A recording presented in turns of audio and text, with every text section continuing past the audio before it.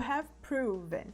Algumas pessoas tenderiam a traduzir como tu tens provado. Até poderia ser nesse caso, né? Mas geralmente a gente não traduz sempre assim, com esse tem feito, tem acontecido. Para vocês entenderem melhor, eu criei uma explicação aqui, um documento, para mostrar os usos e a estrutura do present perfect. Então vamos dar uma olhada.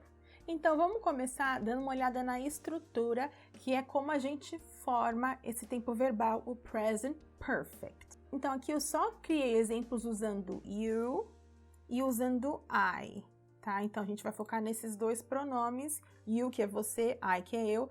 Para esses dois a gente usa o have, tá? Que é um verbo auxiliar aqui, ele está agindo como um verbo auxiliar. E em seguida o verbo principal, que vai estar no passado particípio, que é o verbo da terceira coluna, tá? O past participle. Tá? Quando a gente estuda inglês, se você é um estudante de inglês, com certeza uma hora ou outra você vai se deparar com essa lista de verbos, principalmente verbos irregulares, tá? Que a gente separa em primeira, segunda e terceira coluna, tá bom? Então eu coloquei aqui alguns exemplos para vocês darem uma olhada. Então na primeira coluna a gente tem os verbos normais, né? Na base form, na sua forma base ou normal. Na segunda coluna a gente tem os verbos no simple past, que é o passado simples, passado normal. E na terceira coluna, então, a gente tem os verbos no past participle, que são os verbos justamente que a gente vai usar para formar o present perfect. Então, vamos ver alguns exemplos aqui, ó. Então, por exemplo, esse primeiro verbo é o do, que é o verbo fazer. No simple past, a gente diz did, e no past participle ele fica done. Seria tipo fazer, fiz, feito. Mais ou menos isso, tá? Em seguida, a gente tem o verbo eat, que é comer. Para o simple past fica ate e para o past participle fica eaten. Depois a gente tem have, que é o verbo ter, no passado simples, had, e olha só, isso acontece às vezes com alguns verbos, ele fica na mesma forma, tanto no simple past, tanto no past participle, tá? Então ele não muda, então é have, had. Depois o verbo live, que é viver ou morar, no simple past ele é lived, e também no past participle ele fica lived, então não muda a forma.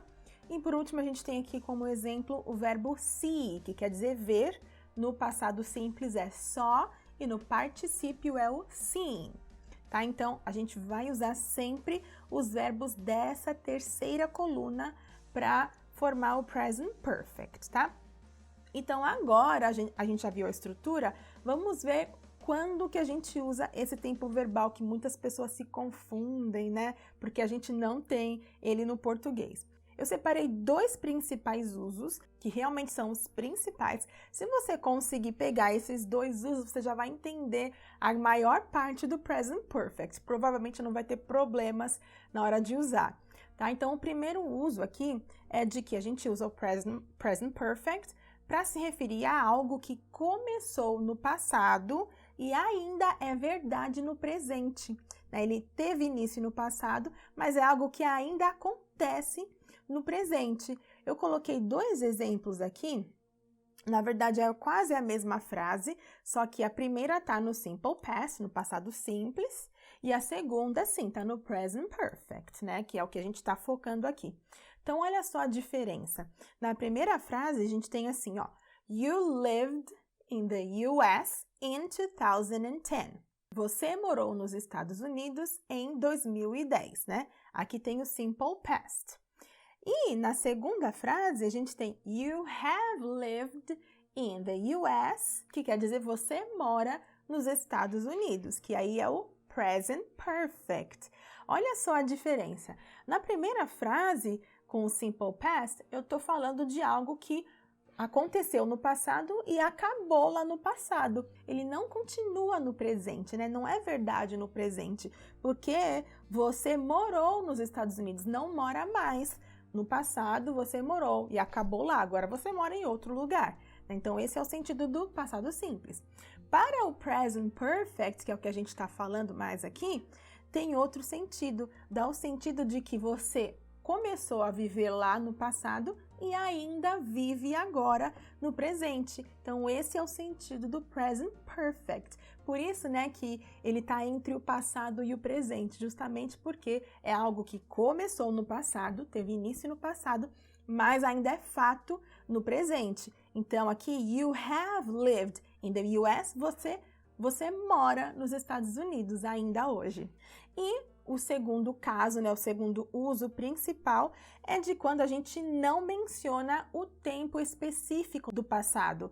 A gente não fala exatamente quando a coisa aconteceu, tá? Então, eu coloquei um exemplo aqui. Por exemplo, nessa primeira frase, a gente tem I saw this movie yesterday.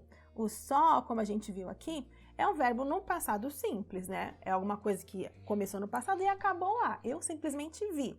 I saw this movie yesterday. Eu vi este filme ontem. Yesterday, ontem, é um tempo específico, né? Eu tô falando exatamente quando aconteceu. E agora, nessa segunda frase, que é justamente com o present perfect, olha como eu tô falando.